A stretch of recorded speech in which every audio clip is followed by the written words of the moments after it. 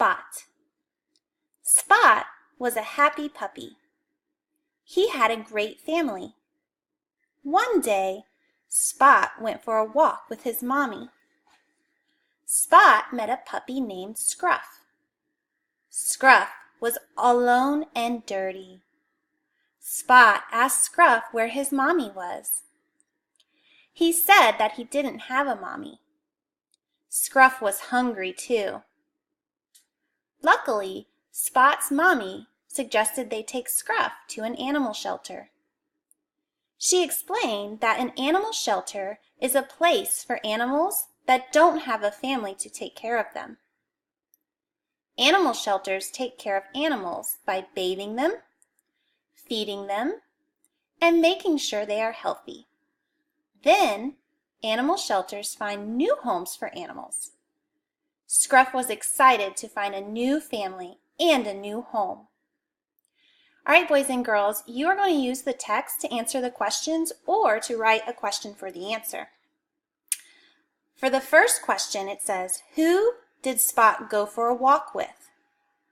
Look back in your text to find the answer, who Spot went for a walk with, and write your answer right here. Press pause while you do that and press play to continue. All right, did you write your answer? Good. Now I'm going to read you an answer and you're going to have to put on your thinking cap and really think hard about a question that you could write. Remember to use your question words that you've been working on all week. The answer says, an animal shelter is a place for animals that don't have a family to take care of them. What do you think that question could be that you could write here that goes along with that answer? Pause while you work, press play to continue. All right, boys and girls, you're doing great. I'm going to read you this question now, and you're going to fill in the answer over here. This question says, what do animal shelters do? Remember to pause the video so that you can look back in the text to find out what animal shelters do, and write your answer here.